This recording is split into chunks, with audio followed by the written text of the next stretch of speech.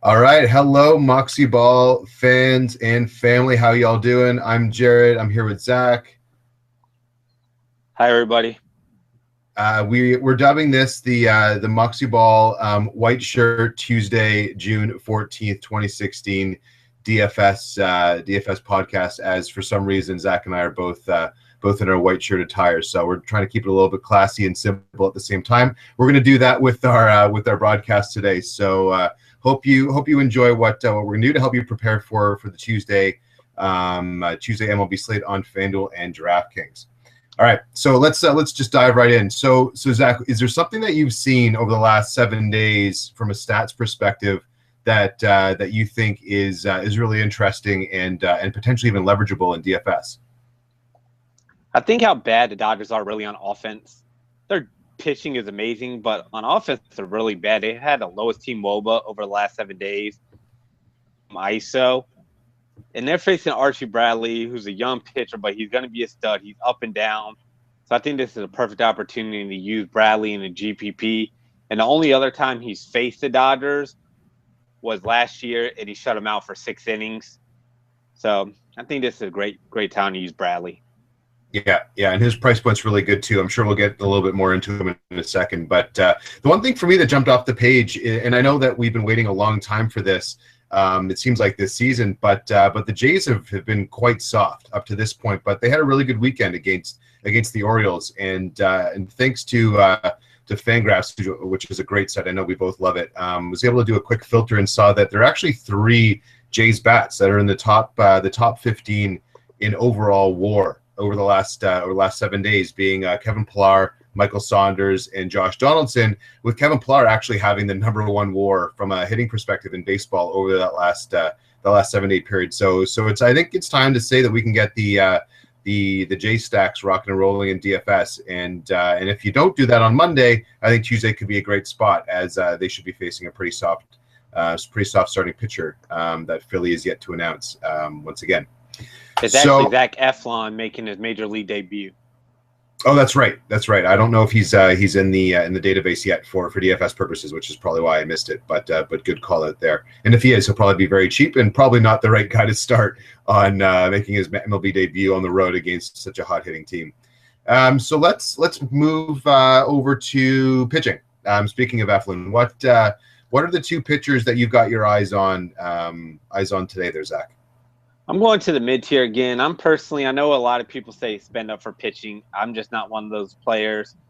I like going to the mid-tier because I think you can get the same bang for your buck. I'm looking at Brandon Finnegan, who has 3 of his past 4 starts with no more than 2 runs allowed, gone at least 6 innings in each of those starts, and faces a Braves team who we all know are the worst hitting team in the majors. They're the lowest team WOBA and team ISO against left-handed pitching.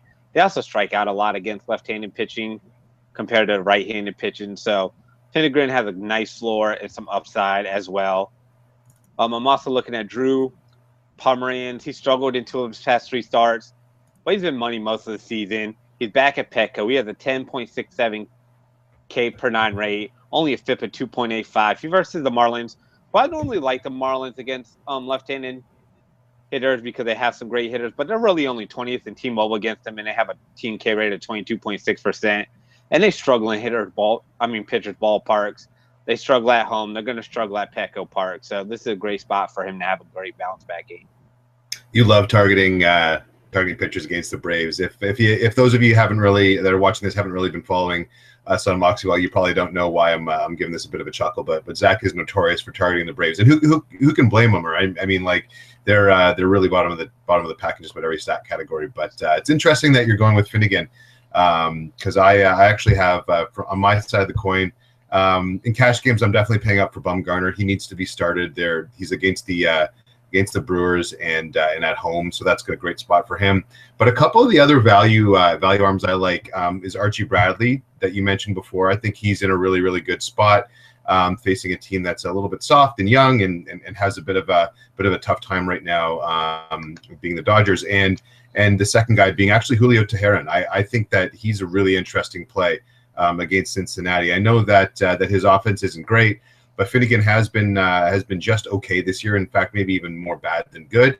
And so I think that there's a chance that they can squeak a few runs runs across. And even on DraftKings, where you don't necessarily need the win as much as you do on FanDuel, I think Teheran can be a really good, reliable source for maybe 15, 20 points on DK, which for the price is perfectly possible. So let's talk about a bat. What's the one bat that you're targeting in the Tuesday slate? I'm going with Carlos Santana. He had a pair of home runs on Sunday. He crushed his right-handed pitching with a 272 ISO, and then he gets to face Chris Young, who shouldn't be in the majors. They just the Royals need to get rid of him.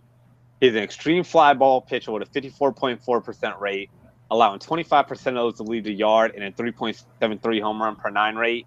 He's got to be the worst pitcher in the majors right now. Carlos Santana and all the Indians are in a great spot tonight, or Tuesday. Oh. Yeah, 54% fly ball rate. Is that on the season? That's for the season. That's crazy. That is not MLB quality. I know he was affected the last couple of years, but I think they got to cut bait. I absolutely agree with you. That's 54% fly ball rate is recipe for disaster, especially when you barely throw 85. His ground ball rate only is less than 25% on the season, so he's got to go. Yeah, no, got to stack. Got to stack against him. For me, I'm actually gonna go for Matt Carpenter. I'm a big St. Louis bat fan. On Tuesday, I think they're probably going to be favored in this one, probably about a 4.5 to 5 implied runs when all said and done. But he's hitting the cover off the ball right now. Over the last couple of weeks, he's got like a 54% hard hit rate, like a 42% line drive rate, I believe it is. Those are elite numbers in both of those categories. So I think that he's a great play on both sites at a fairly thin position. What about value, Zach? Who are you looking at from a value perspective at bat?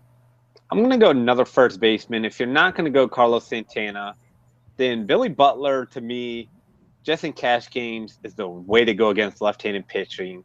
He's been amazing against them. I know I've wrote about him a lot in the cheat sheets, but he's just such a great value. He's slashing 348, 388 with a 522 slugging percentage against lefties.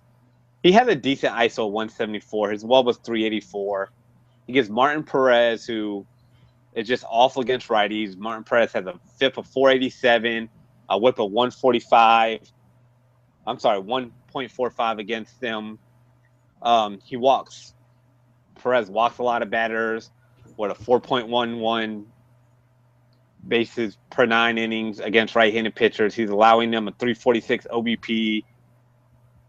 Butler just has such a high floor. He's not going to win you GPPs, but he's going to get you what you need in cash games. Allows you to spend up other places. Yep, that's rock solid, and I know he's been hitting pretty well lately. So keep on riding him while he's hot. You can certainly do that in daily on base from a baseball perspective for sure.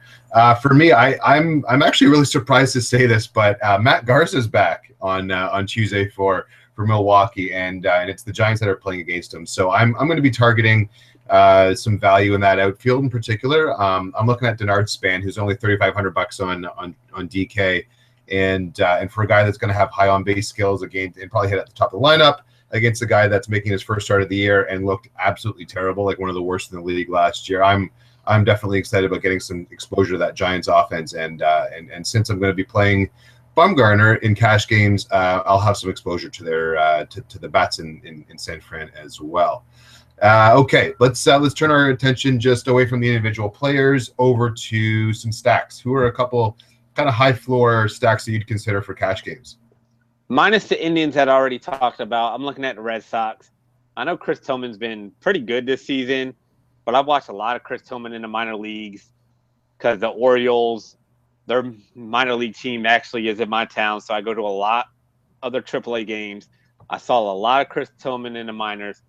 He is not a good pitcher. I'm not believing his numbers, and the Red Sox just tear the cover off the ball. They're the best hitting team in the majors. They're going to have a monster game against Tillman. And another team, you got a cooler field. So, of course, you can go look at the Yankees or the Rockies. More on the Yankee side because they are starting a decent pitcher, Nathan Eovaldi. And the Rockies have Jorge De La Rosa, who is nothing. He's a nobody. He has an 11.41 ERA and 2.28 whips in 6 starts this season. So, stack the Yankees away. Yeah, I like the Yankee stack there. I know I mentioned before high floor stack for me for hitting exposure is the Giants. Matt Garza is awful. We don't have the stats this year to show for it, but just look at 2015 and you'll see what I mean. There's a lot of solid value in that infield and outfield from a San Fran perspective. So feel free to get some exposure there. And then another one that I really like, and it's not really like a full stack situation, but I want exposure to the Texas lineup. And so Ian Desmond, Jurickson Profar, for me in particular, they're going against Eric Surkamp, who is a lefty, soft tossing lefty that's really, really not very good at all. And Desmond's been great this year. Profar has been excellent since he came up, has been batting at the top of the order. Get some good lefty versus righty split action going there and get some exposure. I'm probably looking at it more as a mini stack, like I said, with 1 to 2 pieces, but I think there's a high floor with those guys in that game. And then what about one that you think is going to be under-owned, Zach? I think the Cubs going against Gio Gonzalez will be under-owned. Gio is a solid pitcher, but he's struggling right now with 21 runs in his past 22 and 2/3 innings. The Cubs are probably the second best hitting team in the majors. They do have a lot of left-handed bats, but they can throw out some right-handed bats like Chris Bryant and others. So I think the Cubs are going to be under-owned, and they have a very high upside in this matchup. Yeah, I agree. I like them a lot, but the one team I'm going to go with that I think is going to be a little bit lower owned, especially for GPPs, is the Indians. I know you mentioned them before as well. They're a great team to have exposure against. And while I think they actually have a fairly high floor, I think the majority of folks are going to be on the Yankees, like you mentioned. I think the Giants will have some pretty moderate ownership. I think Texas will have some as well. And so I think that will kind of see most folks kind of lean a little bit away from Cleveland, even though there's no reason, to stay away from them with the way that some of their hitters are swinging it right now. So guys like Kipnis, Jose Ramirez, Mike Napoli, Rajai Davis, if he's in the lineup, assuming he is, and Carlos Santana are all really, really good plays in my book. And I think they'll have, some of them in particular, will have low ownership, especially the guys like Jose Ramirez, who for whatever reason just don't seem to get the love that they deserve. With a little power, a little speed, I think he's in a really good spot.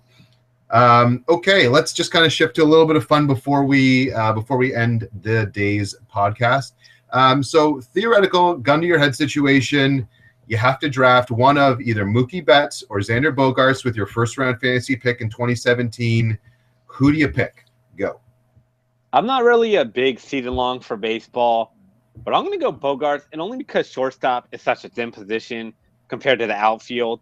I love Betts. Betts is doing great. But you can get the same production from Betts in the 3rd, 4th, 5th round in the outfield, and you're not getting that with Bogaerts in the 4th, 5th round at shortstop. So I'm going with Bogaerts, just position scarcity. Well, if you think you can find Mookie Betts type production in the 4th, 5th round, I'm going to make sure that I pick your brain for a pick there next year, because that's going to be really hard to do. But I get the point. I was going to agree with you there. I would say Bogaerts all the way because of position scarcity, and finding guys with a little bit of power, speed, and such a high on base and average in fantasy is gold at the shortstop position in particular. So he's going to be a definite first round pick next year, and I would definitely be happy to have him. And so, just a little fun one. Actually, who do you think, if I was to ask you this question in terms of who are the top 3 hitters in terms of home runs over the last 30 days, who do you think they are? Over the last 30 days, like the past 30 days? Yeah, and no cheating. All right, well, I'm going to say Frazier, Cargo, and then I'll say Nunez of the Twins. He was hot there for a while. Yeah, for sure. I mean, those you got one of them, but and that being Carlos Gonzalez. But the other 2 are actually, believe it or not, Corey Seager and Adam Duvall. So Seager has cooled off a little bit, but he had the 5 home runs in 2 games or 3 games kind of stretch. So he definitely cooled off a bit. But at the same time, just wanted to kind of highlight how good Adam Duvall's been this year. I mean, he's a little bit more of a boomer bust guy. Got a lot of power and showed in the minors, and we shouldn't really be entirely surprised that he's shown it this year at the major league level, because he's got the skills and has had them for a little while. Didn't really have a place to play in San Fran though. Especially with Matt Duffy emerging how he did last year. But now he's with Cincy. He's looking great for them as a guy kind of in his prime. And it'll be interesting to see how those guys finish out. But just for all those of you that may not have realized how good those couple guys have been, got to take notice. They're having some excellent 2016 fantasy seasons. And then one more fun one to close it off. Which of these sluggers do you think is going to have more dingers the rest of the way? Mark Trumbo, Nelson Cruz, Carlos Gonzalez, who we just mentioned, Chris Davis with a C, or quote unquote the good Chris Davis, or Chris Bryant. I'm going to go Cargo. He's got the home ballpark. He's also, most of the people there you mentioned are righties and are going to face a lot of right-handed pitchers. Cargo's a lefty, going to get more right-handed pitchers. I think it's Cargo. He's starting to heat up. He's got a lot of games at Coors Field. I think the Rockies play like 20 of their next 30 games at Coors Field. So he's going to hit a bunch of home runs in the next 30 days. Interesting. Yeah, no, I think that's the safe play. I'm going to go with Chris Davis. Again, the good one, as I like to call him, or as most people like to call him. He's been hitting the cover off the ball lately. He's probably the easy choice because of how well he's been hitting. I think he's got home runs in either 4 or 5 straight games, including every game against the Jays over the weekend. He's got light tower power. It's just absolutely amazing. And when he starts to really get on a roll, he's got that 40 to 50 home run potential, if not more. And I'm not sure I see that with just as much in some of the other situations there, like Nelson Cruz in Seattle, who's been great, but he's getting up there in age a little bit. Trumbo is certainly going to cool off, although he's been amazing again. And the last one being Chris Bryant. I think he's going to settle in more like a 30-35 home run guy. Still lots of profit there, and not to take anything away from him, but I think Chris Davis is going to win it out. All right, that's going to do it today for us on the Moxyball podcast. Thanks so much for tuning in. Make sure you follow us on Twitter, follow our YouTube page, same on Facebook, and visit us at moxyball.com for great daily fantasy DFS coverage. Have a great rest of the day, and best of luck.